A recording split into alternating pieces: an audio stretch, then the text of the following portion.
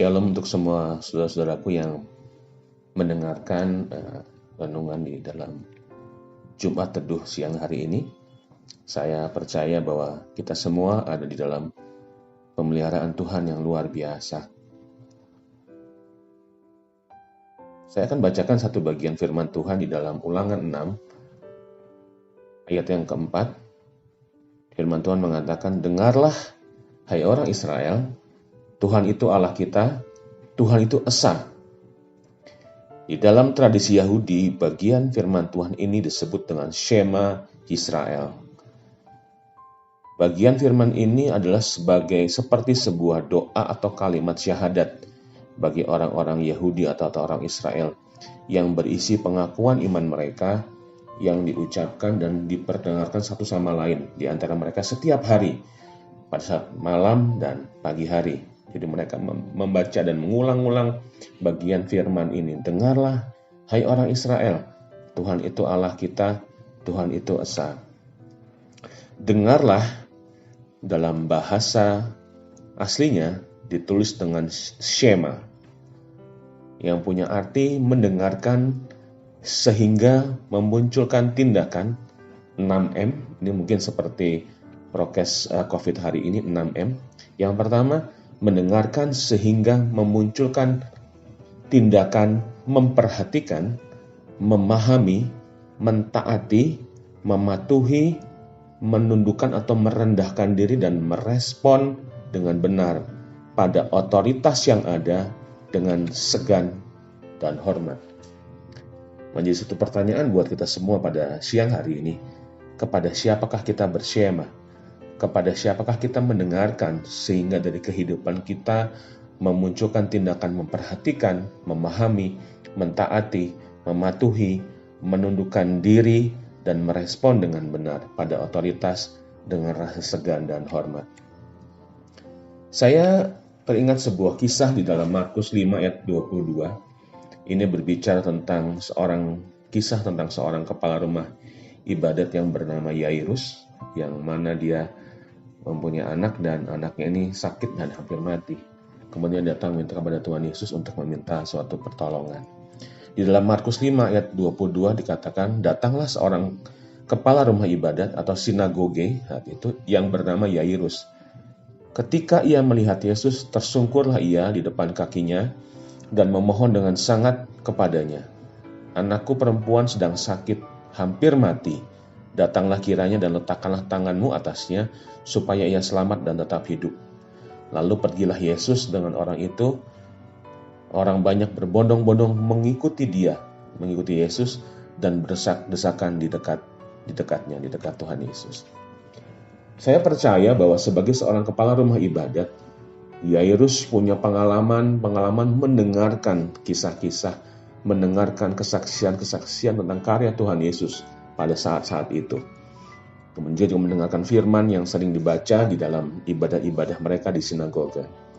Proses mendengar akan menumbuhkan iman, sebagaimana disebutkan dalam Roma 10 ayat 17 dalam terjemahan bahasa Indonesia saat hari itu dikatakan, itu sebabnya orang-orang menjadi percaya karena mereka mendengar berita, dan berita didengar karena ada orang yang memberitakan tentang Kristus. Proses mendengar akan menumbuhkan iman. Mendengar firman Tuhan atau mendengar berita tentang Kristus akan menumbuhkan iman. Dalam proses selanjutnya, iman akan melahirkan tindakan iman. Dan tindakan iman akan membuat mujizat Allah bekerja secara luar biasa dalam kehidupan kita. Tetapi dalam prosesnya, saat melahirkan tindakan iman dan kemudian sampai kepada mujizat Allah bekerja tadi, di tengah-tengahnya ada satu proses yang seringkali menghadang atau sepertinya menghambat terjadinya kuasa Allah bekerja dalam kehidupan kita.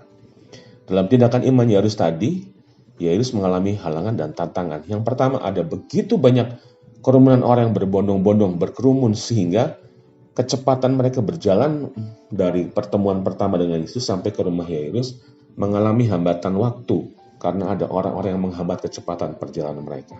Yang kedua, di dalam perikop ini kalau kita baca, ada satu kisah juga yang sangat sering kita dengar, kisah yang luar biasa tentang wanita yang sakit pendarahan selama 12 tahun. Di mana wanita ini dalam proses Yairus berjalan ke rumahnya untuk Yesus menyembuhkan anaknya, menghalangi dalam tanda kutip perjalanan Tuhan Yesus ke rumah Yairus. Betul bahwa wanita ini mengalami suatu mujizat kesembuhan yang luar biasa. Tetapi bagi Yairus, kesembuhan wanita ini menjadi sebuah penghambat terjadinya mujizat Allah bagi kehidupan pribadi dan anaknya. Kehidupan pribadi Yairus dan anaknya. Padahal dalam urutan dia seharusnya orang yang dilayani nomor 1. Tetapi dalam prosesnya dia seperti terhambat oleh kehadiran wanita yang sakit pendarahan ini. Yang kedua tadi, dan yang ketiga adalah adanya berita buruk atau respon buruk dari pihak keluarga. Orang-orang di ring satunya Yairus dengan adanya informasi yang berusaha mengalihkan atau menggagalkan tindakan iman Yairus bahwa anaknya sudah mati katanya. Sehingga keluarga ini mengatakan Tuhan Yesus gak perlu lagi datang ke rumahnya. Mereka menangis, meratap dengan nyaring seolah-olah mujizat dari Tuhan Yesus tidak mungkin terjadi lagi.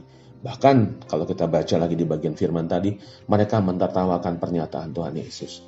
Ini adalah hal-hal atau tantangan-tantangan yang dihadapi oleh Yairus dalam proses tindakan imannya. Apa yang Tuhan Yesus kerjakan? Yang pertama, Tuhan tidak pernah berdiam diri. Dia selalu ada, bersedia memberikan pertolongan. Dalam konteks ini bagi Yairus, dan tentu juga Tuhan tidak pernah berdiam diri, selalu bersedia memberikan pertolongan buat kita semua yang mendengarkan sharing firman pada siang hari ini juga. Yang kedua, Tuhan dengan otoritas dan kuasanya akan menutup semua jalur intimidasi yang dapat sampai kepada pendengaran Yairus dan juga yang dapat sampai kepada pendengaran kita yang dapat membuat iman kita atau iman Yairus menjadi gugur.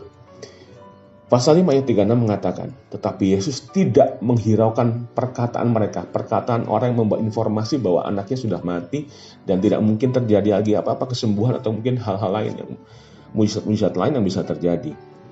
Tetapi Yesus tidak menghiraukan perkataan mereka dan berkata kepada kepala rumah ibadat itu, yaitu kepada Yairus, jangan takut, percaya saja. Ayat 37, lalu Yesus tidak memperbolehkan seorang pun ikut serta. Terlalu banyak orang seringkali menjadi penghambat-penghambat kita untuk mendengarkan suara Tuhan, bersyema kepada Tuhan, sehingga kita tidak dapat mengalami mujizat dalam kehidupan kita. Lalu Yesus tidak memperbolehkan seorang pun ikut serta, kecuali Petrus, Yakobus, dan Yohanes. Yesus mengeliminasi banyak orang untuk tidak dapat menjadi penghalang atau menjadi penghambat terjadinya mujizat dalam kehidupan Yairus dan juga dalam kehidupan kita. Ayat 40. Tetapi mereka mentertawakan Tuhan Yesus. Maka diusirnya semua orang itu, lalu dibawanya ayah dan ibu anak itu, dan mereka yang bersama-sama dengan dia masuk ke kamar anak itu. Tuhan Yesus menginginkan agar Yairus tetap bersyema pada dirinya dan mujizatnya dapat berlaku dalam hidupnya dan keluarganya. Dan tentunya juga buat kita semua siang hari ini. Syema mengaktifasi kuasa Allah yang dinamis berkarya secara ajaib dalam kehidupan kita. Kepada siapa kita mau bersyema pada hari ini dan hari-hari kita setiap hari? Mendengarkan sehingga kita bisa setia dan tekun untuk selalu memperhatikan, memahami, mentaati, mematuhi, menundukkan atau merendahkan diri dan merespon dengan benar hanya kepada Tuhan melalui firman-Nya dengan sikap segan dan hormat, agar kita dapat senantiasa bertumbuh dan berbuah dalam iman kita kepadanya. Tuhan Yesus memberkati.